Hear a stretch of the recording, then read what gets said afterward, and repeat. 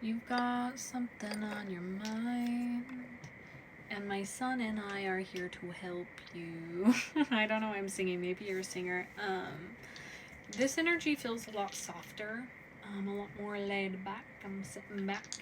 I'm going to roll my astro dice to kind of just like pick up initially on the energy here. And if that is something that resonates, stick around. If not, totally fine. If you guys haven't met me yet, I'm Izzy. I go by 8000 Mercury here and Astrania on my other account where I do evolutionary astrology. The best way you guys can support me if this reading does resonate is subscribing to my newsletter. It's totally free. It's called Letters from the 8th House. It's where I channel the upcoming transits straight to your inbox every Monday. Now, he loves these, so he might hit them. Yep. Oh, it's trapped in his pot. Let me see this, please. We have the Sun in Taurus in the 9th house. Okay, so like finding stability and identity within your beliefs, within yeah, I feel like that's maybe what feels a little rocky right now. It's like, what do I believe in? What does, feel stable? So if that's where, yeah, it's actually a very teacher dynamic, student teacher, like, like what role do I play, and do I have enough knowledge to share, and very tangible, like physical involvement in that. And yeah, like your studies, some of you, I feel like maybe you're thinking about school, or just what's next is kind of the question. What's next? We have the yellowing and Jupiter. Good things are coming. Good things, I heard good things are actually here. With the yellowing, it depends on your perspective, and Jupiter is all about expansion. It's like your expansion is here now, but are you choosing to see it as expansion, or are you choosing to see it as a hindrance?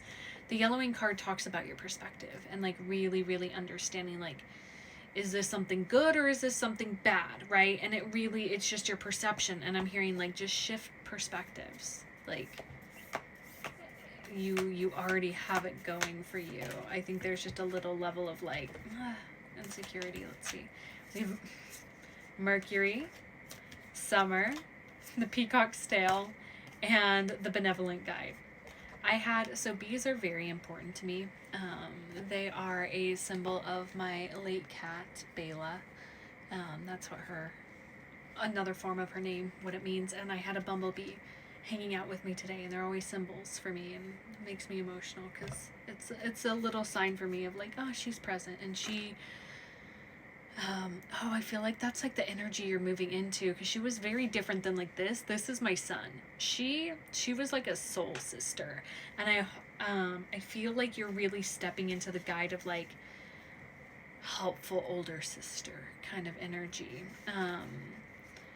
And that's what spirit's like really showing for you. It's like we don't need to like grab a hold of you. I heard like grab you by the scruff of the neck anymore and like shove you into experiences. It's like, no, we trust that you find like you have the skill and the vision to like change perspective, because it really just boils down to that.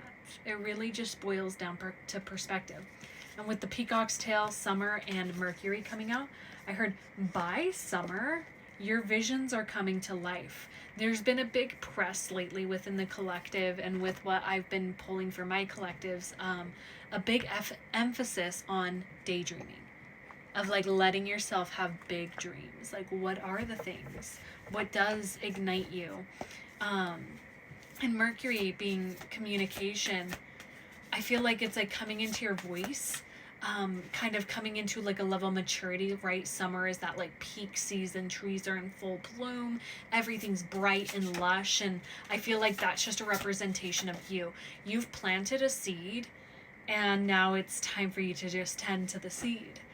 And that's where you're at. Oh, I'm getting chills, guys. Whoa, whoa, whoa, whoa. Yeah. Taurus Sun in the 9th house. You know what's really interesting about that?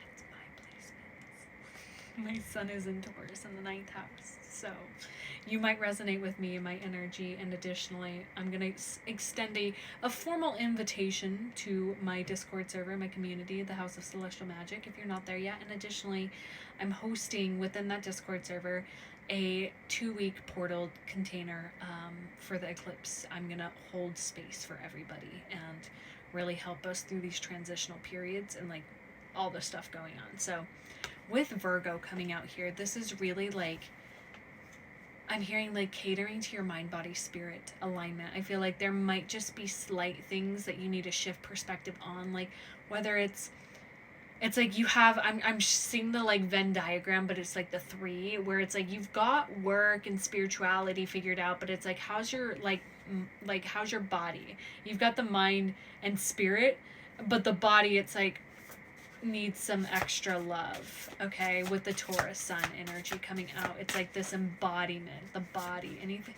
tell me more. How can we help the sweet person watching this?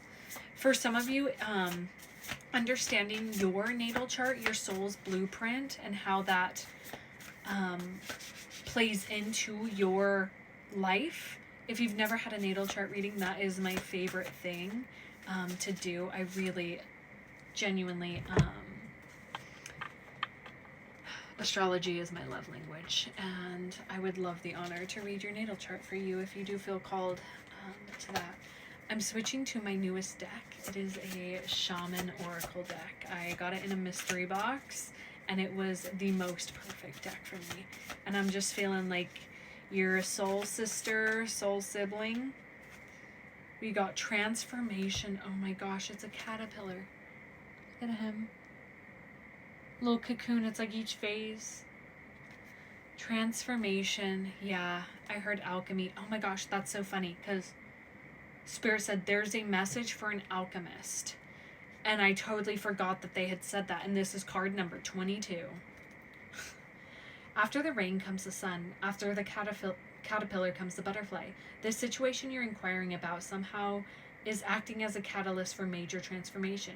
You may find yourself questioning or having regrets. Don't try to second guess yourself or beat yourself up.